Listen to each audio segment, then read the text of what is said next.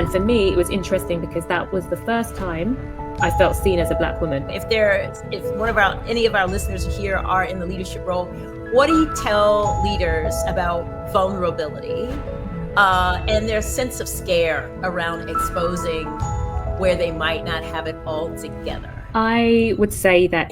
Hello, everybody. I'm so excited because we are having a chat with Patrice Gordon on building thriving in workplace environments. And in particular, we are going to talk about the idea of reverse mentoring. But first, I want to tell you a little bit about Patrice. She is a multi-award winning professional with leadership skills nurtured in senior positions in British Airways, Royal Mail, and Virgin Atlantic. Yes, she's from the other side of the pond. Pivoting from commercial finance into commercial partnerships, she led the largest airline joint venture across the transatlantic. The psychology of self-development has been a constant thread in Patrice's life, along with an innate curiosity about people, their drives and their choices that they make, recognizing that the heartbeat of every organization lies in its people. Patrice honed her skills as an executive coach, dedicated to sharing commercial and financial wisdom from her 17 plus years of experience. She founded Emaneer to provide executive coaching, group coaching, and reverse mentoring programs. Her book, entitled Reverse Mentoring, Removing Barriers and Building Belonging in the Workplace, was published, good, you're showing your book, in November of 2022 by Hachette, or you told me how to pronounce that. Hachette and Little Brown book. So first of all, welcome to Sundays with Vernā, Patrice. Thank you so much, Vernā. It's such an honor to be sat here with you. You're so welcome. And you know what? First of all, I got to tell you, I discovered Patrice because she totally said my name and my quote and everything on the morning, Good Morning with Gail. Was it? Yeah, it was Gail. CBS Mornings with Gail. Morning News. And I was like, that's my girl. Way to go. Fantastic. Let me call her and thank her. And then we got into this great conversation, and I just wanted you all to actually have the benefit of hearing from her too, and hearing from a Black woman, a woman of color who is not in the US, but is in the UK and in many other places with lots of different experience, both from the corporate side. But I love this thing that you said about people, right off the bat. I've been saying this, Patrice, because I realized that I've been a little co-opted working in the corporate space by this protestation that I would hear from lots of business leaders, which they would say, we're a corporation. We're a for-profit corporation. We're not a social justice institute. And I would be, okay, but you people, you've got people, right? Yeah, absolutely. How are you going to actually do people without being just and without being social, right? So absolutely. I am really shouting that out right now because I think we need to let go that kind of polarized way of thinking about what this work is about and what it's not. Absolutely. Thank you for that, Vernā. And I think, when we touch on the fact that every organization, the heartbeat is people. Obviously, I worked across the Virgin brand, and Richard Branson is very famous for saying, if you look after your people will look after your customers. If your customers are happy, that is going to make money, right? So when we are in this mix at the moment and corporations are saying, we're not a social enterprise, we're here to make money, looking after your people does make sense. And I think, with the Great Resignation, with the general uprising of employees finding their voices right now, I'm seeing the tide turn slightly in relation to organizations recognizing that they have to listen to their people and they want their people to be engaged in order for them to run profitable businesses. So, yeah. Yeah, right. For us, it seems very obvious, the connection. And I mean, I also recognize that it's not a nonprofit, and I realize there are some other things that require certain attention.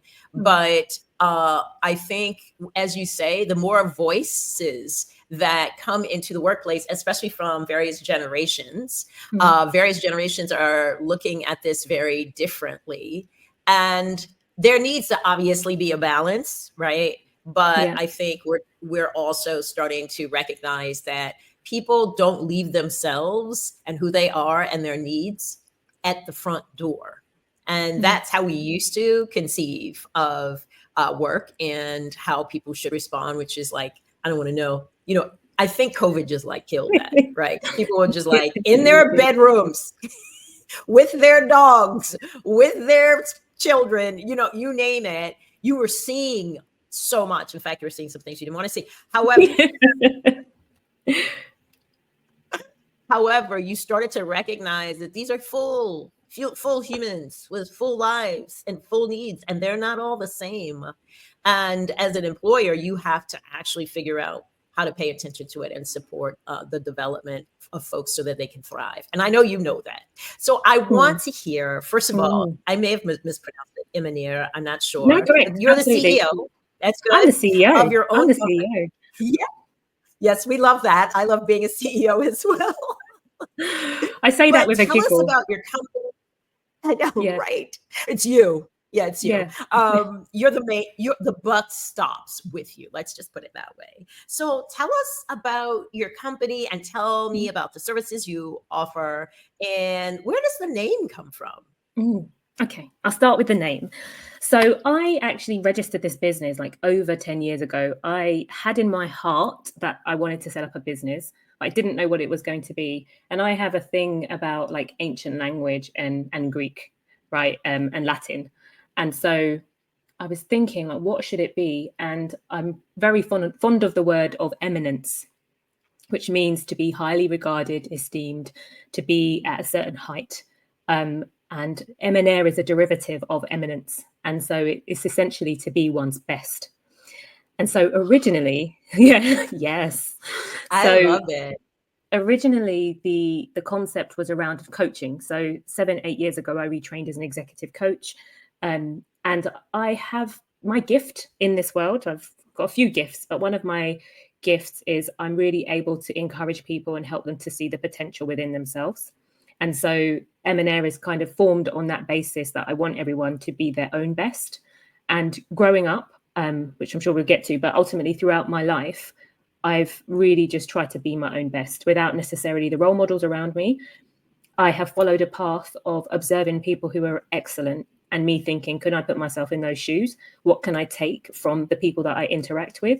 And therefore, from my very humble beginnings to where I got to in my career to now being a CEO of my own business, I know that once people get through and ahead, like get past themselves almost, and are able to see the bigger picture, the possibilities for them is endless. And I love the fact that I'm able to be a catalyst within that.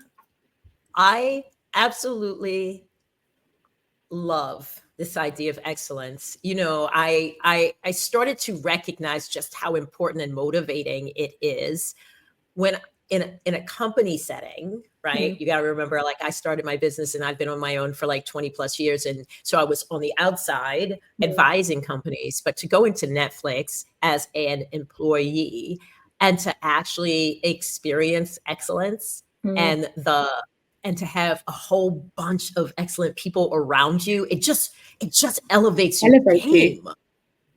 It's really exciting. And the other thing that I realized is that not everybody is into excellence. Some folks are super okay with mediocrity. Yeah. And they, as a result, miss out, I think, on one, recognizing all that they are, but also like they don't get to have that buzz that comes with surrounding yourself with excellence, insisting on excellence from yourself and from others, and how powerful that can be. It's so I liken it to, I realized, I don't know, something, a come to Jesus moment, maybe I had in my early 20s, which was, what do I want to, if I died tomorrow, what do I want my legacy to be? But I want to know that I lived my life to the fullest. And that means, you know, I read Don Miguel Ruiz's book called The Four Agreements, which one of the things, one of the agreements, the Four Agreements. It was literally game changing for me really early on in my career, because I didn't really understand. I took things way too personally early on in my career. And it was game changing for me because it helped me to separate my reaction from the action, but also recognizing that it's just not all about me, Patrice. It's not all about Patrice, right? That people have got other things going on in their lives. However, I must be responsible for my actions. And the one that they all resonate with me, but the one which is like, always be your best, and recognizing that your best looks different on different days, right? So if I had 4 hours sleep and I still got up and went to work and I did the best that I can do, that's enough, versus me having 10 hours sleep, as if that ever happens. And then I'm like firing on all cylinders. But that part for me, I just thought to myself, I just don't want to be a half-baked person. That's just not my brand. Like, I'm going to do something, and across my professional life, across my personal life, I don't do things by half. I'd rather just not do it. I love it. I love it. And so just so that people also might get, who might want to be interested, who might want to read this book, it's called The Four Agreements, A Practical Guide to Personal Freedom. And it's by Miguel Ruiz, who's like a Mexican mystic person. But they're only 4, but they are so, once I read that book, I didn't talk for like a week and a half. And I'm a I don't believe that, Vernā. Really? I'm a talker, but I was like, between number 1, which be impeccable with your word, take nothing personally, make no assumptions, and do your best. Like, by the time you finish reading that, and he talks a lot about how we get labeled early on and we carry these ideas of ourselves and so forth, and how you really need to free yourself of the stories that people have been telling you about yourself and you've adopted about your own self. But once, even number 1, be impeccable with your word. Basically, like, if you can't say something good about person, you shouldn't be saying anything. Like, the words you put into the world have power. It's just like, I need to shut up. But also with that, you know, I used to be a people pleaser. This was really helpful for me, because being impeccable with your word, let's just tap into that for a second, which meant that you say you're going to do something, you do it. And then are you able to do it to the best of your ability, because you've overcommitted, because you said yes to too many things. And so this was game changing for me as I was coming up in my career, because I'm like, oh yeah, I want to say yes to everything. I want to do everything. And was I doing it to a high standard? I would say yes. Did something slip? I would say yes. But also, most importantly, it was to the detriment of myself and my health and my well-being. And that part, which I think we're getting much more comfortable in talking about now, like 15 years later, in terms of filling your cup first and being in a position where you are permitted to say no to things if it's impacting your health and well-being, but only you as an individual can set the boundary for that. You can't expect an organization to do that. So well said. And, you know, that last piece about do your best, not more than your best and not less, that also helped me with people pleasing, because often we are really working way beyond what we should be doing just to please people. And then when things don't work, then you're resentful, you're tired, you're angry, you're jealous, you're all the things that are not helpful. That low vibration, no energy will come in when you are exhausted and you've overcommitted. Exactly. So so now we've told everybody about the book. They must go out. They must read we've really just we've just gone down the tangent, but very important. But I did want to talk about what your career has been like, and also your personal background. So just give us the origin story of how you've come to be where you are right now. I love that. Love that question. I always start with that, how I come to be here right now. So thank you for leading with that. So how I come to be sat before you right now. So I was born in Jamaica. I moved to the UK when I was 3. My mum was born in the UK, but got brought up in Jamaica, which was very common of individuals born here in the Windrush generation.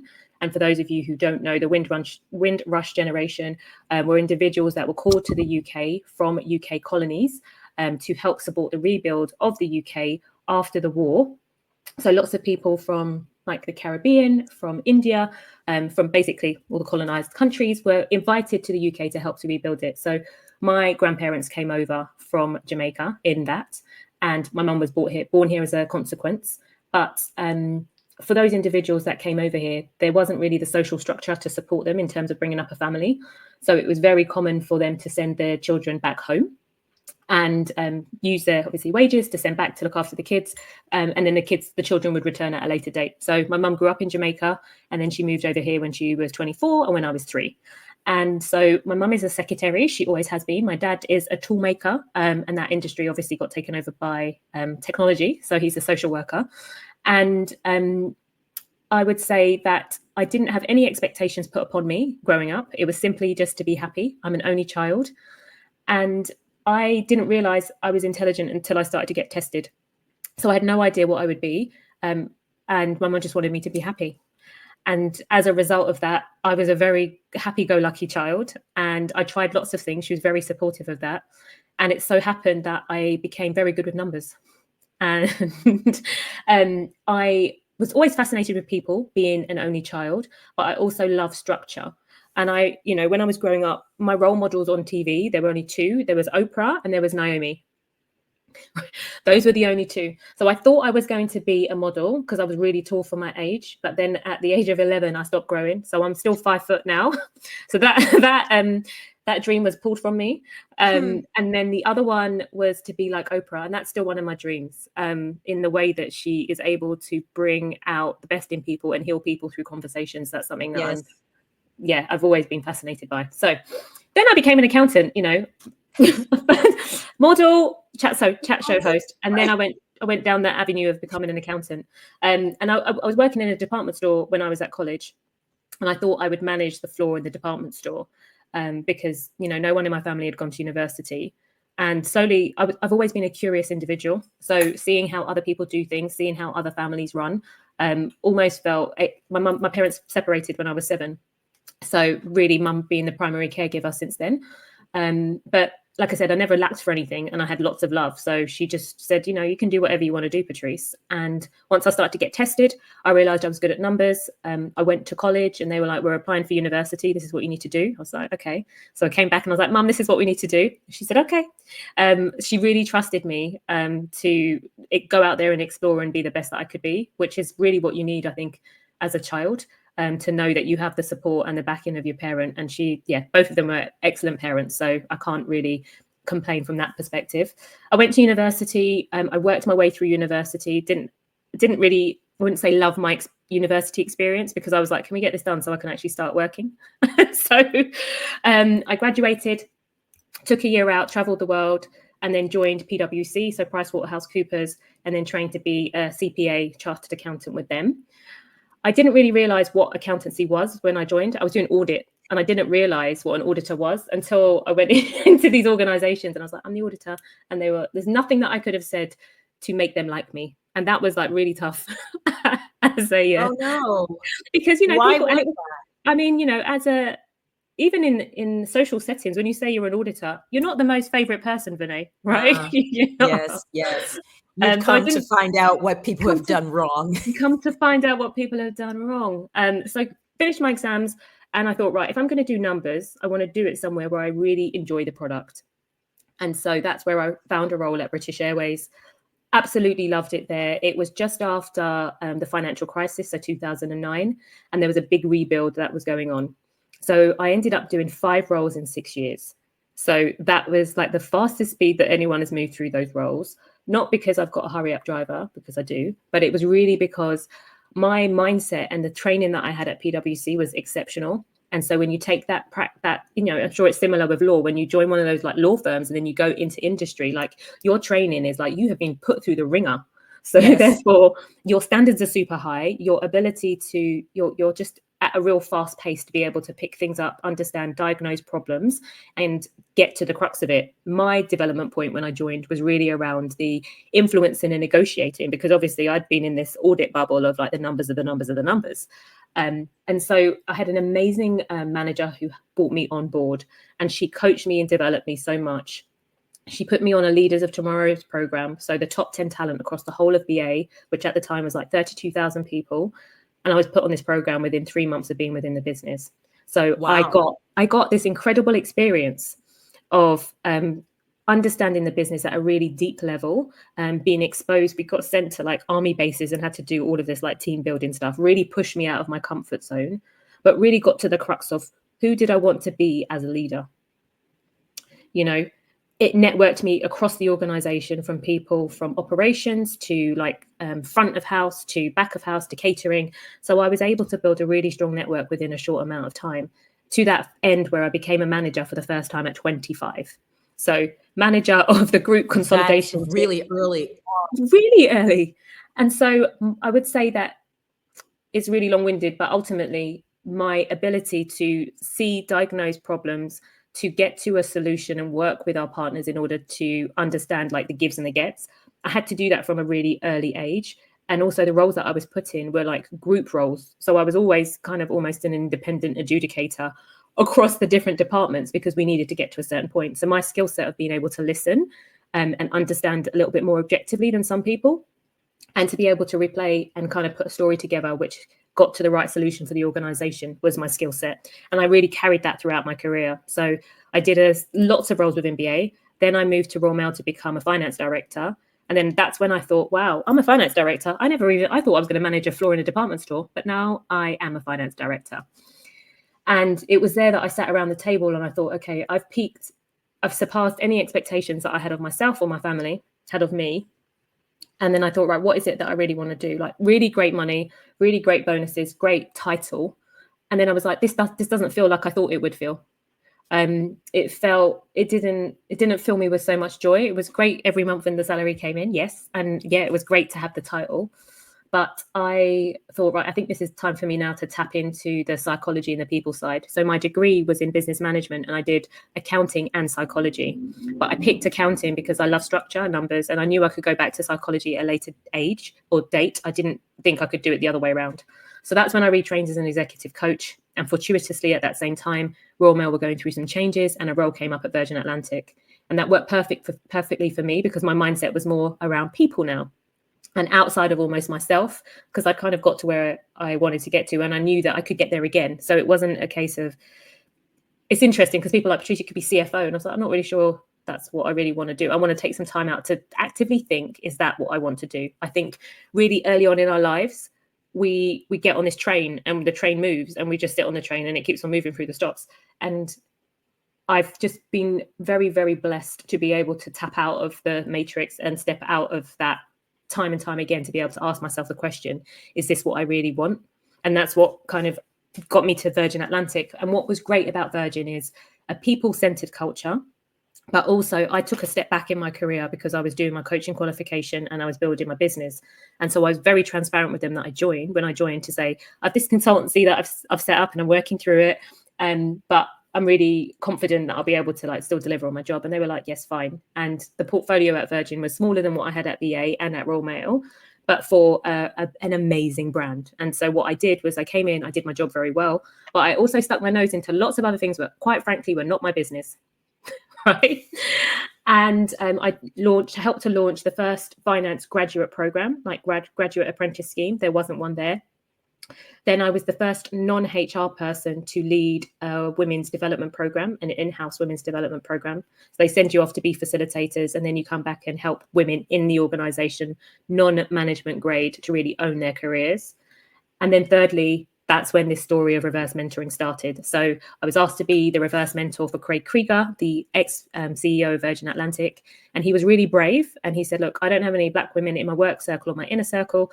Would you be open to being my mentor? And I was like, yeah, of course I will be. And it wasn't tokenism, because I was very, very open to sharing my viewpoints and opinions. But most importantly, the thread that has been consistent for me is that I don't just throw rocks and be like, we could do that better. I say, right, I think we could do this better. This is how I think we could do it. And can I be involved in the solution? Wow. So what an interesting coming up and evolution story. And there's several things that you've said that I really, really appreciate, which is that you stop to ask yourself questions. And I think that's important. Many of us, yes, we have been taught to just keep going and work so hard. And then we find that we're actually not fulfilled. But then some of us are, okay with just keeping it moving. And others of us stop for a minute.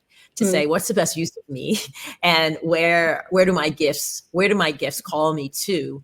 And it's interesting. I want to hear more about this reverse mentoring, because it's certainly something that a while ago, I would try to suggest to my clients. And in some cases, it worked. And in other cases, not so much. But you were actually in a reverse mentoring relationship before you rolled out, right, the curriculum. Yes. So what did you learn by being this executive's mentor? And how honest were you with this person as you acted as their mentor?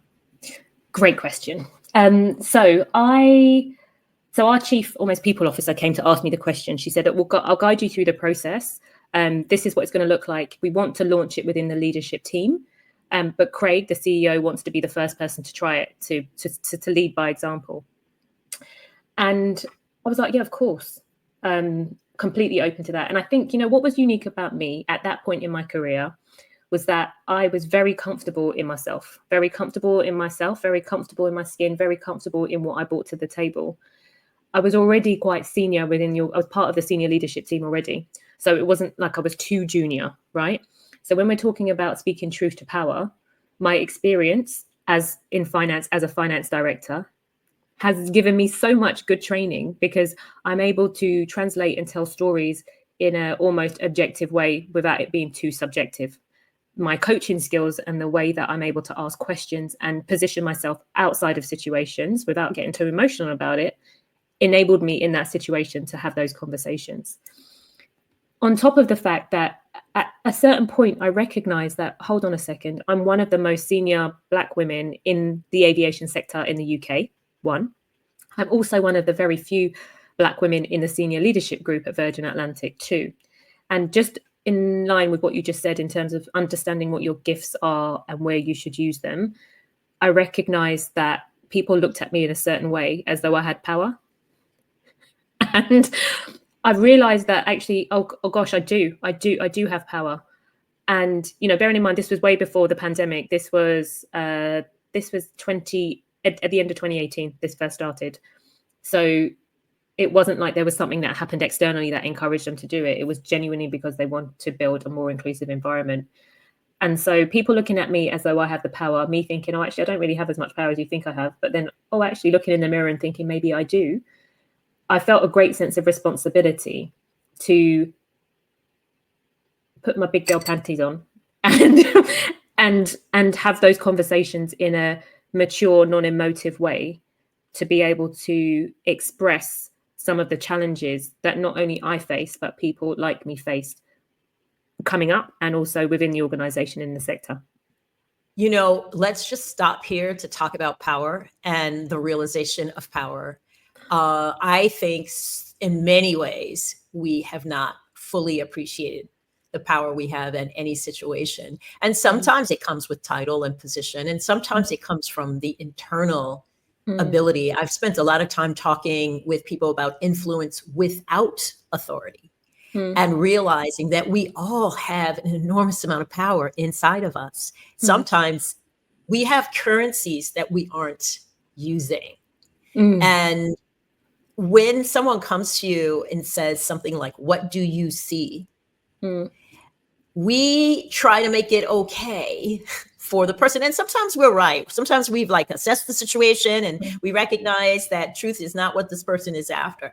But sometimes truth is exactly what this person is after.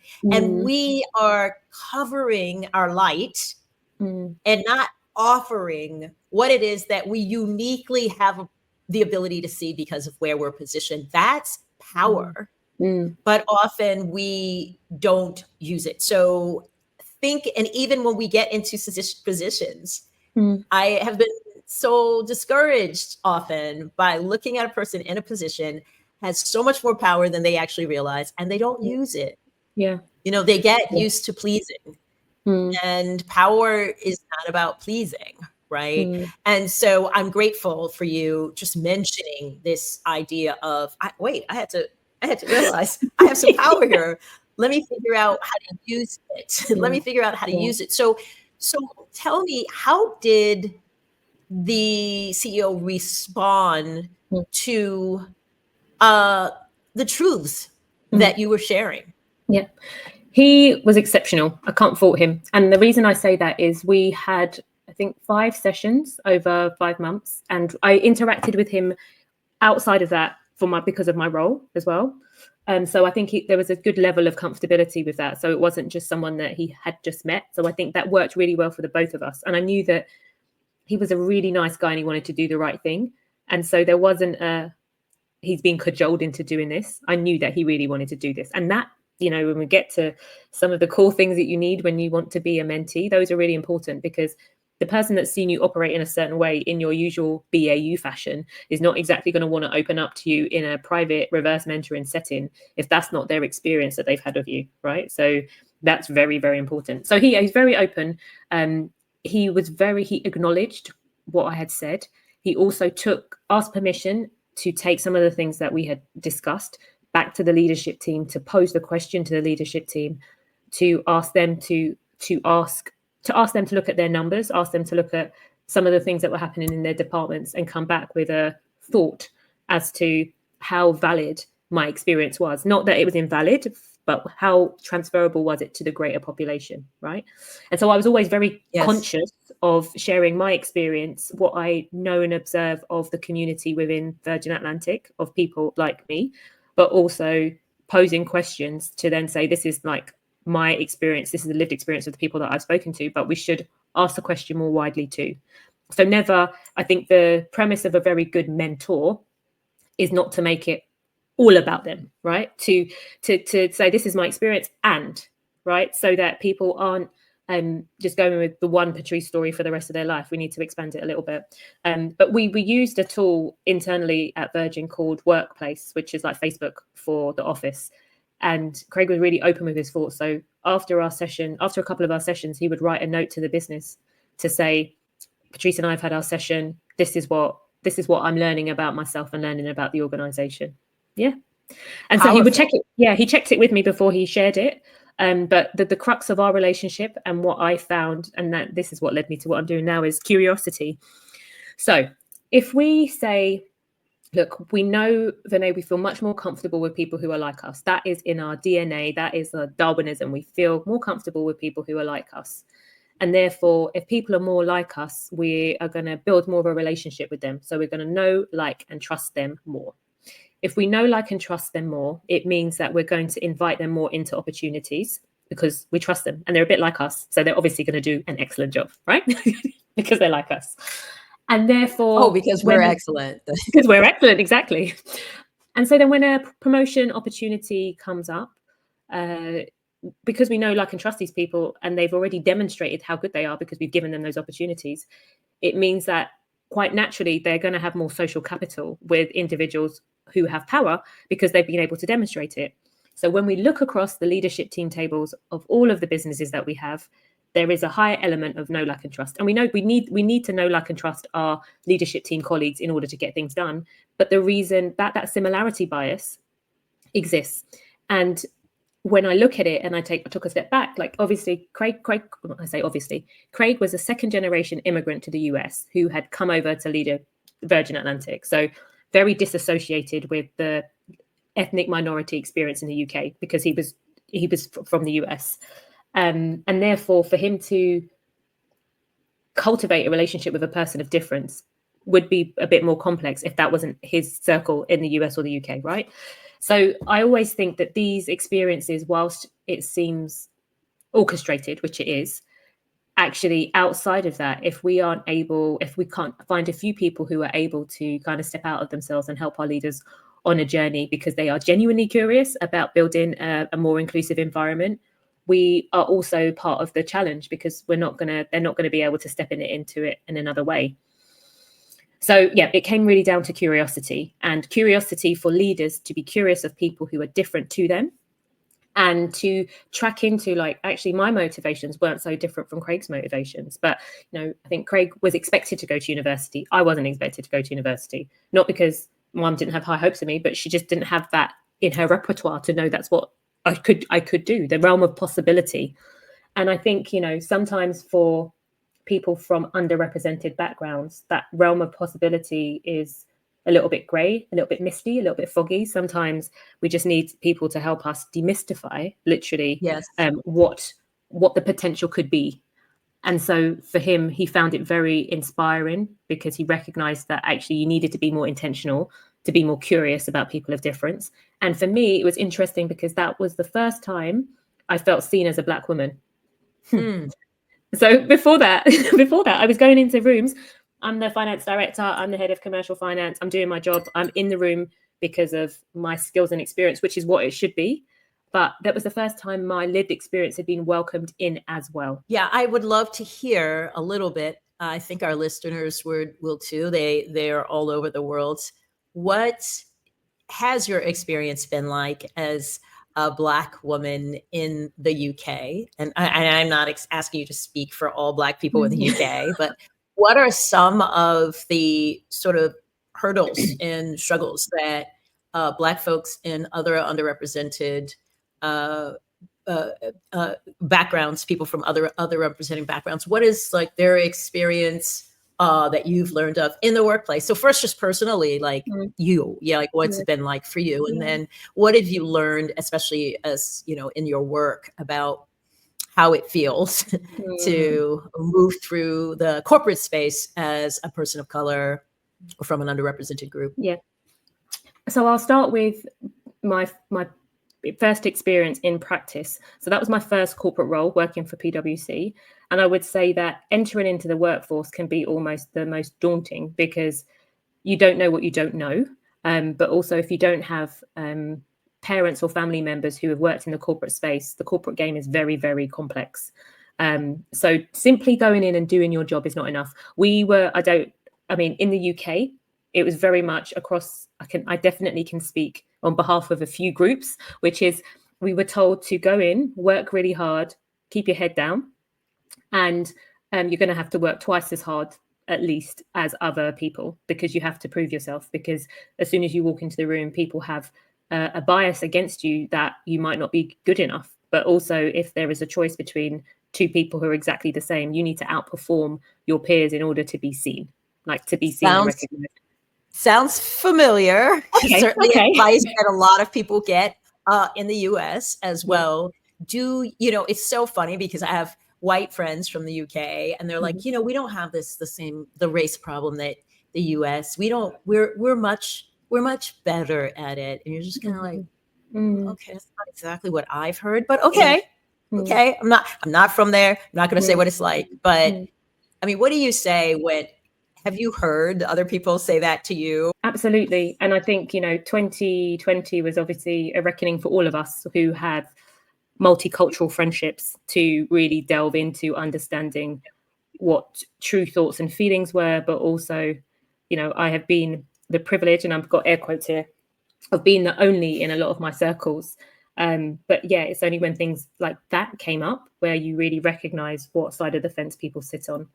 I would say that I am proudly a Black British Jamaican, but I would also acknowledge the fact that whilst obviously slavery existed in the US for 400 years, that it was the British that wrote the contracts for those slaves. So when we look at culturally, when you look at Erin Meyer's the cultural map, etc., the British are historically quite reserved. We don't really say what it is that we really mean. We dance around issues quite a lot. Everything is kind of under the radar. Whereas, let's say our American cousins are just a bit more to the point. You kind of know what they're thinking and feeling because they feel very brave enough in sharing it. And so I actually think the most dangerous form of racism is where it is subtle, where it is the undertone, because actually you don't really get a good view as to what people are thinking and feeling. So I think that historically people could have said that it doesn't happen here. But I think from 2020 and all of the things that have come out subsequently, but most importantly, what we're seeing right now in 2024, it's very evident that racism still exists. But isn't it? I just think it's fascinating that it's not fascinating, but hate conjures up more emotion sometimes than love. And so people are more galvanized. And I know that you are experiencing that on that side of the pond too, more galvanized by hate than they are by love. So absolutely resonates with me, but we know that it definitely still does exist here on this side of the pond. Yes, it turns out that the things that ail us are not stopped by our nations or our boundaries or nation states. It's human beings. And the thing that I like about what you are trying to do with this reverse mentoring is to position two people as equals. And when I say that is when a lot of people think about mentoring, they think there's like the person who has all the knowledge and then there's the person who's learning. But if you have been in a true mentoring relationship, you know it's reciprocal and you know absolutely. That each person has great value to bring to the dynamic. In fact, when people sort of casually or without structure choose to mentor, it's usually because they see something in a person that they find valuable and they want to nurture it, but they also recognize that there are things they can learn. I don't know how many times you've been in a mentoring relationship when your mentee asks you a question and you realize, I really don't know the answer to that. And or I do, but I don't know it well enough to truly pass it on to this person. So what I have just discovered in this relationship is a gap, or what I have just discovered in this relationship is a need to do better, understand more, learn more. And there's a certain kind of excitement, right? Because you're working with a person and there's this exchange that is quite nurturing. And so just to be clear, because I don't know if we've actually defined reverse mentoring, let's just say what reverse mentoring is and how you have structured it to be successful. Brilliant. So my definition of reverse, so a little bit of a history lesson. The term reverse mentoring was initially coined by Jack Welch in General Electric. And it was really, I mean, like full circle, is around the digitization and what that meant, because he recognized that senior leaders were a bit further away from like this technological revolution that was up and coming. So it's been done in little pockets since then, since the 90s. And my definition is where we take a senior leader who is then mentored by someone who is underrepresented at the leadership team table or within the leadership team structure. And so that can be anything from age, gender, race, socioeconomic background, sexual preference, etc. Any of those protected characteristics that we would use in terms of, we know that they are not highly prevalent around the leadership team table. And the reason why it's important is because as you get more senior, you obviously get a lot more yes people around you. So people who agree with you because that might be easier. The level of challenge that you get more when you get more senior is less, and your ability to tap into different groups becomes more challenging and more difficult. And so I recognize that for leaders, I mean, I definitely don't support leaders thinking, right, I've got a gap here, I've got no one on this team, I'm going to go find someone in the organization, I'm going to ask them to mentor me. Please don't do that, because it puts that individual in a real sticky situation in regards to, do they say yes to the boss or do they say no? So I can appreciate why it's a really challenging thing for leaders. So by us having an orchestrated program, which has a clear objective. So a lot of the programs I'm working on at the moment, given the current, let's say, legal ramifications, are focused on hierarchy. And what I mean by that is looking at individuals within different levels of the hierarchy and allowing them to be in a reverse mentoring relationship with someone who's more senior. And generally that is age, if you look at it in that perspective. But also I'm looking very, very closely at the moment on the fact that we have such multi-generational workforces. So let's just take age as an example. And so what is really important is that leaders understand what it's like for those individuals to be working in the organization, what their motivations are, what some of their challenges are, how they want to be led. And so the program is set up in that everyone volunteers for the program. So there is no forced participation. Where I have observed, sorry, just to pause there, Vernā, I hadn't actually explained how I got into this. I reverse mentored Craig and then I thought, okay, I'm going to do this now. No, what happened was I reverse mentored Craig. I then led the pilot program within Virgin Atlantic.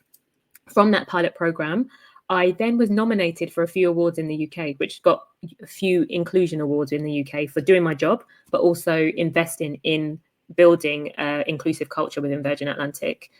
And Richard Branson found out about the work that I was doing. And at the beginning of 2020, he gave me this massive shout out on LinkedIn for like all of the work that I had done. So literal proudest moment of my career in regards to the owner of the business recognizing me, not just for the job that I did, but for the efforts that I'd made outside of my day job to build a more inclusive business.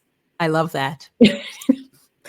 And so that was game changing for me. I was like walking on cloud nine, and then the emails started coming in. So bearing in mind, I had the consultancy set up in the background, but the emails started coming in of people wanting to understand, how did you do this? Like, can you come into our organization and consult on this? Because we really want to build a more inclusive environment. Obviously, the pandemic then kicked in. And in the pandemic, TED reached out to me to do a TED talk around reverse mentoring. And I was like, me? And they were like, yeah, you. I was like, okay. So we worked together over the summer, and they came and filmed the TED talk at my home. And then when the TED talk came out in November 2020, I got a call from a literary agent to say, I think what you talk about is really important. And with everything going on in the world at the moment, there's a real gap in the market for people understanding how to do reverse mentoring correctly. And I was like, okay, that sounds like a good challenge. The planes weren't flying at that point in time, and Virgin had gone through a massive restructure. So gone from like 10,000 people to 5,000 people. We were obviously still working from home. I was going through some things personally, and moved from the countryside and back to London. So I was really focused on rebuilding my life. And so I thought, well, yeah, why not? Why not? I'm going to write a book. Why not? And so from that, we had, we were all affected in the pandemic differently, and there were deaths and real tragedies from a personal perspective. But within that, I always say I tried to find purpose in my pain. And the book was really my baby. And over the course of a year, I worked 7 days a week. I went kind of part-time down when I was at Virgin, and I just started this humongous research exercise. People were reaching out to me to share their stories. I was going into organizations and observing and asking questions about their reverse mentoring programs. I built the reverse mentoring module. So I built the program, built my offering in the middle of the pandemic because there was a real need for it. And my gift is that I have sat around these senior leadership team tables as a pretty senior individual, but with a focus on people, as well as having this reverse mentoring experience and bringing in my coaching and my psychology experience. And so then when I go into organizations, I can sit on both sides of the fence really easily, and I can help and I can empathize with the leaders in regards to what I know that they are struggling with. But most importantly, the way that we orchestrate the program is such that no one feels forced to participate in it. They have to apply for the program. They have to tell us how they have invested in building inclusive environments, whether it's in the workplace or outside of the workplace. So historically, people will say, like, what have you done inside the workplace to advance equity? And some people don't feel comfortable doing that internally. And that's because the environment might not be psychologically safe for them to do that. It might be because actually they're already doing two people's jobs and they don't have the capacity to do that. There's so many different things as to sometimes why people do not show up in the workplace, because they don't feel like it's safe to, or they don't have the capacity to. So I don't judge them on that basis. I look at actually in their life, which is what really matters. How do you show up, and how do you give back to the community? This is both for the mentor and the mentee. No, so this is specifically for the mentor. So this is the mentor. So this is the underrepresented individual, because actually how they have turned up in their life or in the organization is a good indicator as to the experience that they'll be able to bring to the program. Okay. But for the mentee, right, you just can't be an underrepresented person. No. You've got to actually be someone who's bringing an experience or an awareness and commitment. Yeah. And it doesn't, when people apply for it, if they're unsuccessful in the matching, then I still or my team will have a conversation with them to understand what else it can bring. Because sometimes obviously a form is you're not able to bring that out in a form. But you asked the question about the mentee and whether they had to come to the table with any experience of building equity or diverse environments. And these are the leaders we're talking about. So you would hope that they would. That might not always be the case. And the differentiating factor that I ask the leaders for is, how are you going to use the information that you gain from this program to make the organization more inclusive? Like, what are you prepared to do? So these guys that are fence sitters, you can't really, if you're on the fence, I appreciate you're on the fence because you don't really know any better. But at the end of this program, my expectation of you is that you're going to step off the fence and you're going to move and you're going to do something. And that's the big challenge that I found in the pandemic, Vernā, because how many listening exercises were there in the pandemic, right? And what were people doing afterwards? So what? And then so what? So the coaching questions like now what, so what? Now what, so what? So the difference in my programs is that I will hold the leaders' feet to the fire during the program and after the program to challenge them to say, what are we going to do differently as a result of this? And if it is just lip service, I have come to understand those organizations and those leaders, and I don't work with them. Mm-hmm. Because my priority is building a more inclusive environment. My second priority is ensuring those underrepresented people, there's not an unfair burden placed upon them to then share their experiences and nothing happen from it, right? Yeah. Yes. And then the third order is obviously psychological safety for both parties. Yeah. So let's talk about psychological safety, because I imagine that that's something that people will be worried about. I mean, first of all, it's good that people have to volunteer, because I know a bunch of people who would not, right? Mm-hmm. Because of course there are a number of people who are like, I am so burnt out. I am not teaching anybody anything that has to do with my experience. Yeah. I'm just not willing to do that, right? Yeah. So I know there are a lot of people who are in that situation. And I kind of think to myself, the nice thing about reverse mentoring is that everybody has bought into this relationship. Mm-hmm. And so you don't just have some leader picking off a person like, can you tell me about your experience? And the person losing it. So I think that's really quite positive. But how do you deal with the power differential, for example, in the relationship? Having said that, knowing that, you're going to share some really difficult information sometimes with this person, and they have power to do something with that. And it could be positive or it could be negative, and it could be in the aggregate, or it could be personally directed at you. How do you manage that or advise people to manage that? So with psychological safety, I use Timothy Clark's model, which goes through the 4 different stages. And so the first stage is that you're actually included and you're around the table. The second stage is that you are permitted to be a learner. So you're permitted to ask questions. The third stage is that you are permitted to contribute towards a relationship. And then the fourth stage is that you're permitted to challenge. And so I use that, and the leaders and the individuals find that really helpful, because it's not like, oh, abracadabra, you now have psychological safety. No, you need to really work at it. And the principle of my programs really are around ensuring that there is a differential in terms of the organizational hierarchy that the individuals sit in. So in the same way as technically you shouldn't necessarily have a mentor in the same line of business that you're in, because you want to get a kind of a difference of opinion. With a reverse mentoring, we don't want to affect the psychological safety by having them in their direct hierarchical line, because once you hear something, once you see something, it's very difficult for you to unsee it or unhear it. So therefore you don't want information like this coming up in your performance review, for example, because it's within your hierarchy. So that's very important. Got it. In terms of the confidentiality, there is a chemistry session at the start, but also an agreement as to what will be discussed in the sessions and what won't be. So if there is some things that the mentor or mentee would prefer not to discuss, they share it with the program team, and then we can have a side conversation to make sure individuals don't touch on it. But also at the end of each of the sessions, we ask the participants to agree what they'll be taking out of the room. So what stays in the room and what they would like taken out of the room, or what they're happy to share. So, some really powerful stories that leaders want to share in their team meetings, for example, you want to be in a position to share that. It's even if they don't say the name, it's probably pretty evident where it's going to be coming from. So it's just around ensuring the psychological safety of that, or then they feed that back into the program team, and we catch up with them as we go through the program, depending on how heavy-handed they want us included, and we gather the thoughts and then we play back the thoughts. So then they're more anonymized. So in that way, you kind of got someone who's independent, not in the organization, not part of your HR team, that's going to be present in some other meetings to do with your performance. You want to separate that performance conversation from this sharing experience. So let me ask you, when it goes really well, what are the outcomes? What can be expected? And where are the pitfalls? want to start with the pitfalls. The pitfalls are where, one, the poor communication. So what I discovered during my research was where it is like this really small bespoke group and people around the organization are not really sure what's going on.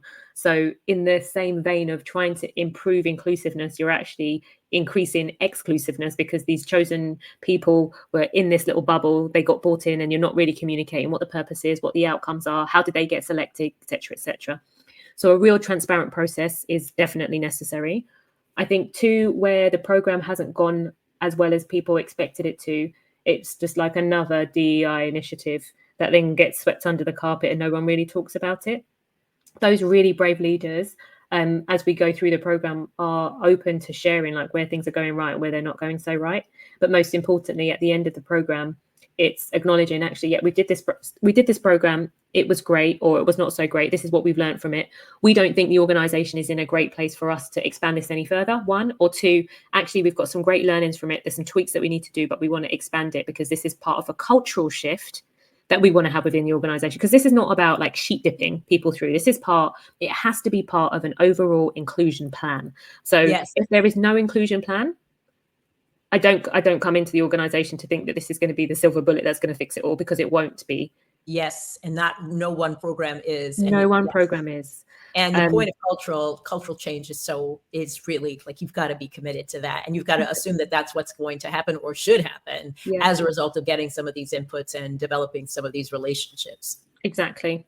So I think the fact that leaders will know that there's a clear objective from it. So, we talked about the listening circles and exercises where people feel like it's just, this is a great relationship, I'm just going to go and listen and I will have ticked my box of like being more open. No, not in my programs. My programs are around you committing and acknowledging at the start the power that you hold and your propensity to want to use that power with the information that you learn. And so, where we've got people who are underrepresented in the organization, my experience has been the same people put their hands up time and time again. And it's those people that really want to drive change within the organization, because not necessarily just for them, for people that come up behind them. And so my promise to those individuals, my ode to them is that I'm not going to use I'm not going to make you to have an emotional turmoil for no reason, but also I'm also protecting you because you should only be sharing things as much as you feel comfortable to. And we're going to go through this. We're going to work together so that you can share how you're feeling objectively, but also with the bigger picture of like, what is it that you would like to see change? So it's not only a sharing, but it's like actually where we get to that contributor and when we get to that challenger box, I think if this was me, this is what I would do differently. I think that what I've observed in terms of this is what the policy is, but this is what actually happens in the workplace, there's a gap here. And this is my experience of that. And I can give you a few more examples of that. I think sometimes organizations feel like they set the policies and everyone's like, we've done the policy and that's it. We absolutely know that's not true. And until people are face to face with examples of where the promotion or the return to work or the mental health or the transfer across departments, where you're giving a face to some of these things, you're really able to dive into it. So I think there's a multitude of things that can go right or wrong. But where organizations get it right, the tone is set from the top and they are able to sit in those really uncomfortable situations. And I do get a call that says, Patrice, I think I really messed it up. And this is what happened. And I'm like, okay, talk me through this, talk me through it. And the leader becomes so self-aware and they've moved away from the fear. They've got that growth mindset and they're not sat in that fear zone. They're sat in that like sticky middle part where they're like, I'm trying here. I'm like almost treading on eggshells because I don't want to get it wrong. But I need you to help me get through this. Well, that's something that I wanted to ask you about too. And you're a coach, you've got all this experience being an executive coach. And I know from working with a bunch of leaders and actually being a leader myself, that there is this reluctance to show there's a reluctance to be vulnerable with other people and to expose what you don't know. So many leaders are used to being the knowers. And now they're in a relationship where they're not the knowers. And even worse than that, they're not sure what they can say, even to what they're learning, right? So they get really scared often and very tight with what they share. So as a coach, if any of our listeners here are in the leadership role, what do you tell leaders about vulnerability and their sense of scare around exposing where they might not have it all together? I would say that you're not alone, and we all have that sense of fear of different things. The way that we look at our programs is we bring our mentors and our mentees together as a cohort, because there's such power in group learning. So you have those one-on-one relationships with your mentor or mentee, but at certain points, so we do a deep preparation session with the mentors and mentees before we start, and we go into some deep questions with that cohort, so they recognize that they're going into it. And Tim and Bob, they both feel exactly the same way about something, or even if they don't acknowledge it in the room, they know that someone else is thinking the way that they're thinking. They have the ability to check in with the program team throughout, and then depending on the length of the program, either every month or every 6 to 8 weeks, we do a collective check-in, and I dig deep, I ask those questions, and we really acknowledge where it's going well and where it's not going so well, and then they help and support each other, because this is not a performance. I'm helping you with your sales, and if you get your sales, I'm not getting mine. There is not a fixed piece of this pie. There is not a fixed piece of the growth mindset when it comes to leading like more inclusive teams. And I think that acknowledging that you're not alone, but also checking yourself for your judgment. So part of coaching is unconditional positive regard for your coachees, which is that you're not, whatever they say, you're not judging them good or bad. You're accepting them for exactly who they are. And I think in work and in society, we are incredibly judgmental. I know I carry biases and I do judge people. But when it comes to this space and we're asking people to be more vulnerable, that same mirror that you are holding up against kind of someone else, you need to reflect it on yourself, which is why are you feeling so judgmental? But also, I think when I come into the room and lead these sessions, I share a lot of myself personally, which is why I only work with organizations that really want to change. And as a result of that, when I come into the organization, I open up those sessions with sharing a lot about my own lived experience. And that removes kind of the guard that people have. And once I share it at a deeper level, then that encourages other people to share at a deeper level with the people in the room have volunteered to be part of the program. They want to drive inclusion within an organization, and they are prepared to step into that position of vulnerability. So there's no two ways about it. They know that before they step into the room. And therefore, by me sharing first, we get to so many different levels by giving them, it gives them permission to share at a deeper level. So I would just say, when you are having these sessions, then, if you do what you've always done, you're going to get what you've always got. Bring in somebody from the HR team or someone who's able to with influence, challenge you to go a little bit deeper when it comes to accepting that growth mindset and to support you through that. But equally, amongst the leadership team, it's really important that judgment piece comes down. How do we get to the leaders who don't volunteer? I know that is something that people often talk about, which is like the people who volunteer are already the good people. We need the people who are not awake to get some of this input and information and experience and proximity. What's your answer to that? When I first started out in this space, I really wanted to save everybody and get everybody over the line. And I realized how emotionally exhausting that is. And I feel as though we're in a space right now where within communities and within organizations, especially what we're seeing in terms of the backlash to DEI at present, that the people who are genuine, you can see it very, very clearly. And the organizations of the future in the UK, US, and globally are just so much more diverse than they are right now.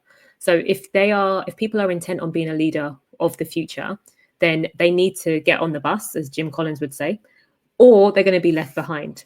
And I think that what I find a really helpful tool is where people's remuneration, this is at senior levels, where people's remuneration is linked to some form of inclusion strategy. And, we can say that people should just want to do the right thing, but evidently we know that that's not necessarily the impetus and the carrot that's going to get people to where they need to get to.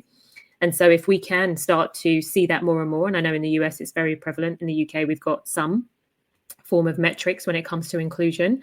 I also look at, employee engagement. Like when we look at employee engagement, that's a really helpful tool, which is less wouldn't say problematic, but less controversial, shall we say, when we look at employee engagement. And the more our employees are engaged, the more happy they are, the more productive the organization is. If we can use data to support the things that we know are the right things to do, I find that those individuals that are a little bit on the detractor side get a little bit closer to being in the middle, because we can't rely on emotions. Thank you so much, Patrice. I've had an incredible opportunity with you to listen to your creativity and your enthusiasm and all of your excellence. So we're so grateful for it and the work that you're doing. We can find your TED Talk, right? Yeah, we can find your book. Yes. Where else can we find you? www.eminere.co.uk. And then please, follow me on LinkedIn. You are wonderful. I appreciate you, and keep up the great work. Thank you so much, Vernā. It's been such a pleasure. Thank you.